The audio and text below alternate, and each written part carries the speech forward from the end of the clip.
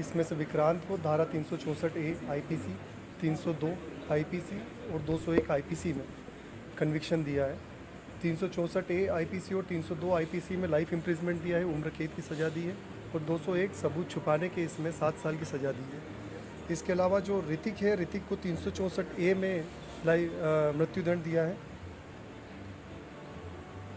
302 और 120B में ऋतिक को मृत्युदंड दिया है। विक्रांत को भी 364A और 302 में मृत्युदंड दिया है, और 201 में इसे भी 7 साल की सज़ा दी है सबूत छुपाने के लिए। इसमें कुछ आरोपियों को क्या तरीके किया गया है? इसमें एक आरोपी जिसने सीम प्रोवाइड कराई थी हरिओम, उसे न्यायालय ने सबूतों के अभाव में बरी किया है।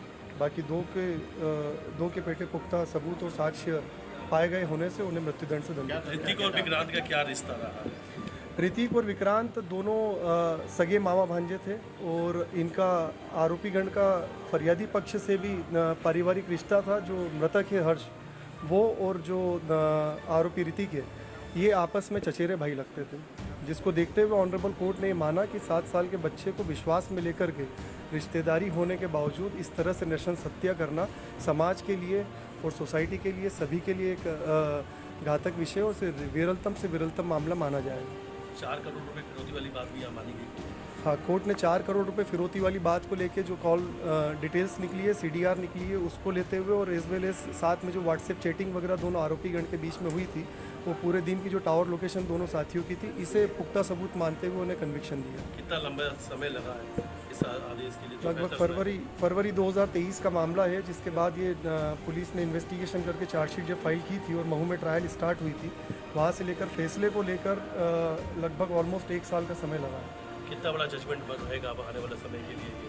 ये एक तरह से पीड़ित पक्ष की ओर से तो ये संतोषजनक जजमेंट है ही है। साथ ही सोसाइटी के लिए एक मैसेज भी है कि यदि रिलेशन में होते हुए विश्वास करते हुए इस तरह से यदि कृत्य किया जाता है तो उसकी सज़ा मृत्युदंड। आरोपियों को पछतावा रहा अंदर जब कोर्ट के अंदर मौजूद रहे? मैंने जब उन्हें देखा, इतने फैसले देखे हैं जिसके अंदर छोटी छोटी सज़ा भी होती है, तो कम से कम एक पछतावे की भावना आरोपीगण के अंदर रहती है। उनकी आंखों में एक शर्म रहती है कि कहीं हमसे अपराध हुआ है। लेकिन स्ट्रेंजली इस मामले के अंदर जब वो कटघरे में खड़े थे, उन आरोपीगण के चेहरों पे कोई शिकन नहीं थी। जब जज साहब ने मृत्युदंड की सज़ा दी, उसके बाद भी उनके चेहरों पे कोई शिकन या पश्चाताप, ऐसी कोई भावना नहीं थी। कौन से जज साहब ने? ये DP मिश्रा साहब है, विशेष न्यायाधीश इंदौर हैं, और इन्हीं के द्वारा आज वर्डिक्ट दिया गया। अपना नाम बताइए। आशीष S शर्मा, एडवोकेट, पीड़ित पक्ष। न्याय मिला है, आज मुझे न्याय मिला है।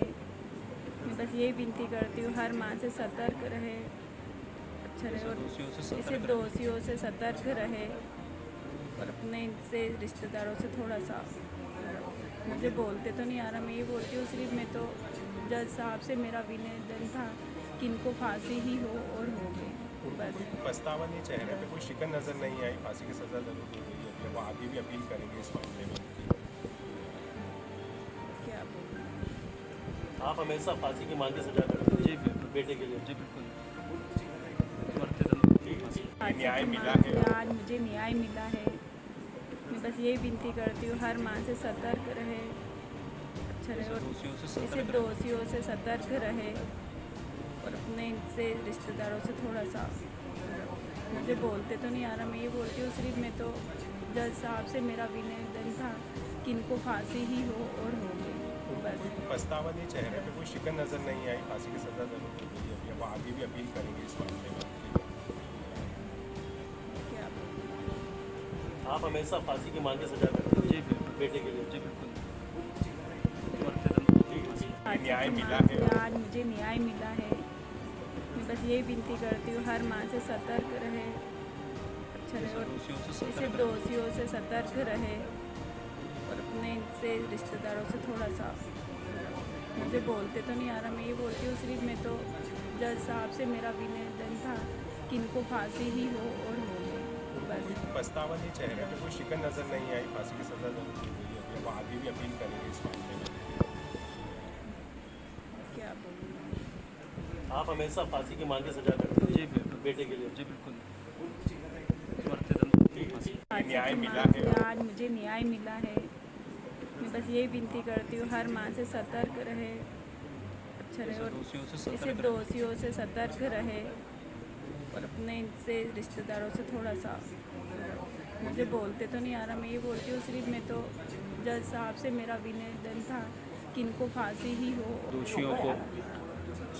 दोषियों को मृत्युदंड की सज़ा दी गई, जिससे हम संतुष्ट हैं और न्यायालय पे हमें भरोसा रहा और न्यायालय ने हमारे लिए बहुत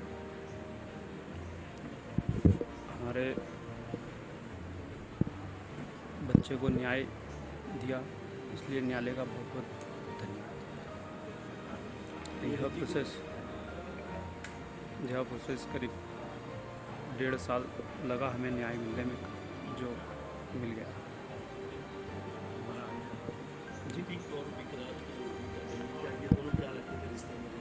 जी, हमारे मतलब रिश्ते में रिश्तेदार जैसे एक भानेज लगता था और एक समधी के तौर पे हमारे घर पे आते रहते थे और इनका काफ़ी नज़दीक रहा रिश्ता हमारा आने जाने के लिए। लेकिन ये जो आज निर्णय आया है, उस निर्णय से हमारे समाज को भी एक दिशा मिलेगी कि भैया किसी भी रिश्तेदार को यदि आपस में कोई व्यक्ति इस तरह की हरकत करता है तो उसको ऐसी ही सज़ा मिलेगी। तो उससे काफ़ी लोगों के प्रति वो रहेगा कि रिश्तों में हमेशा और कहीं भी ऐसा कृत्य ना करें। बहू से आपने केस को यहाँ पे ट्रांसफर करवाया था? जी, वो काफ़ी तारीखें आगे पीछे हो रही थी, निर्णय में लेट लतीफ़ हो रहा था, तो इस चक्कर में केस को यहाँ ट्रांसफ़र हमने करवाया और मुझे यहाँ से न्याय मिला। वो घटना कौन सी थी और कितने रुपये की लगता है उसको? ये घटना 5-2 फरवरी 2023 की थी। कौन है? जी बिल्कुल, पहले फ़ोन आया था उस समय और उसके अगेंस्ट सब दोषियों को मृत्युदंड की सज़ा दी गई, जिससे हम संतुष्ट हैं और न्यायालय पे हमें भरोसा रहा और न्यायालय ने हमारे लिए बहुत हमारे बच्चे को न्याय